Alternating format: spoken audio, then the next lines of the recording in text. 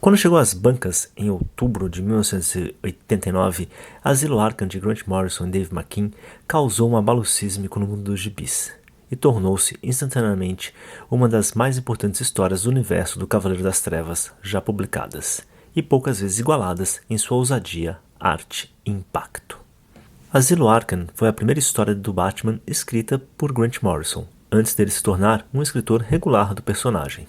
Inspirado em trabalhos anteriores como The Dark Knight Returns, Morrison concebeu a história usando densas referências simbólicas, literárias, visuais e até mesmo musicais. O retorno do Cavaleiro das Trevas de Frank Miller foi uma grande influência durante o desenvolvimento da história que Morrison tinha em mente. Ele gostou do que Miller fez com Batman, criando um personagem totalmente novo e diferente, que era um vigilante muito mais determinado e obcecado com sua missão.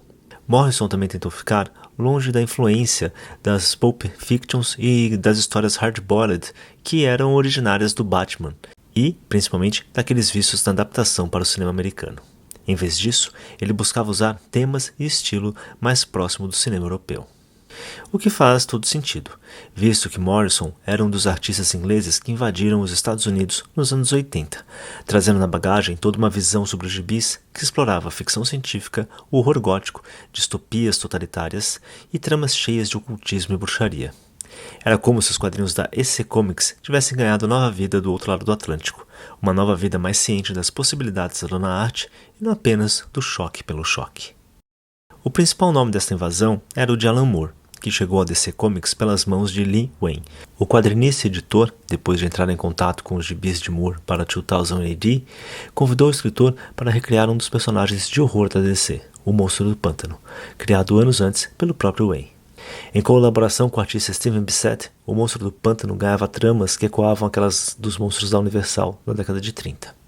Havia horror, mas também tensão sexual, dramas psicológicos e viscerais, além de um toque aqui e ali de pura alucinação. E bruxaria, claro. E a revista do Monstro do Pântano se tornou um sucesso. A DC Comics então enviou Karen Berger para a Inglaterra, com o objetivo de recrutar novos talentos britânicos. Berger estava acompanhada pela presidente da editora, Janet Kahn, e por Dick Giordano, um dos grandes quadrinistas da Era de Ouro. Mas ela, Berger, se tornou a principal ponte entre os Estados Unidos e a Inglaterra e conseguiu atrair novos talentos dos gibis britânicos, em especial da 2000 AD, dentre eles Neil Gaiman e Grant Morrison, e artistas como Dave Gibbons e Brian Bolland. Pela primeira vez, a própria escrita era vista como a força motriz da narrativa em quadrinhos dentro da DC Comics. As carreiras de Neil Gaiman e Grant Morrison tiveram um início semelhante, ainda que Gaiman contasse com o apoio mais enfático de Alan Moore, o que terminou causando certas picuinhas e ressentimentos entre o trio. Os dois, Gaiman e Morrison, foram recrutados por Berger no mesmo dia depois de serem entrevistados no mesmo hotel em Londres. A diferença é que Morrison já tinha mais experiência nos quadrinhos do que Gaiman. Ele já tinha algumas histórias publicadas no 2000 AD enquanto intercalava a carreira de roteirista de gibis com a de músico de uma banda punk. Também já era autor de uma série própria de sucesso, que misturava suas duas paixões, quadrinhos e música, Zenith. Na reunião, Morrison apresentou duas propostas para Berger, uma minissérie em 4 edições que serviria de reboot de um personagem esquecido da Era de Prata, o Homem-Animal, e uma graphic novel do Batman. O sucesso instantâneo da reinvenção do personagem nas mãos de Morrison fez com que a sua proposta do Batman fosse colocada um tanto de lado. Afinal, a minissérie do Homem-Animal se transformou em uma série regular, que se transformou em um convite para o relançamento de outros personagens da Era de Prata, dentre eles a Patrulha do Destino, enquanto Morrison permanecia escrevendo Zenith para o mercado britânico. Mas, apenas 2 anos depois, em 1979, a sua graphic novel do Homem-Morcego seria lançada. O atraso, no entanto, colaborou com a ampliação e desenvolvimento do projeto. As 48 páginas da proposta original se transformaram em 64. Na cabeça de Grant Morrison, o artista ideal para desenhar a sua história era Brian Bolland, mas os diretores e editores da DC Comics resolveram impor o nome de Dave McKean. Tudo isso foi importante porque a HQ se tornou um dos maiores best-sellers resultantes da invasão britânica. Dave McKean pôde livrar-se das restrições que lhe seriam impostas pela limitação no número de páginas. O seu desinteresse em gibis super-heróis fez com que a HQ, visualmente, não se limitasse às convenções do gênero. Mas de modo deveras peculiar, a colaboração de McKean para o gibi até hoje levanta controvérsias e polêmicas, e não é todo fã que gosta não. Morrison, como dito, admitiu que preferia que Brian Bolland fosse o artista do gibi, complementando que a arte de McKean não tem as expressões mais aterrorizantes do real. Morrison gostava bastante da arte de Bolland em A Piada Mortal, escrita por Alan Moore e outro marco nas tramas do morcego, e criticava a escolha de McKean de tornar o gibi muito abstrato, acrescentando que teria sido melhor se fosse mais concreto, realista. Na avaliação de Morrison, seu estilo de escrita e a arte de McKean colidiram e competiram com os sistemas simbólicos do gibi, o que muitos disseram ser a maior fraqueza do mesmo.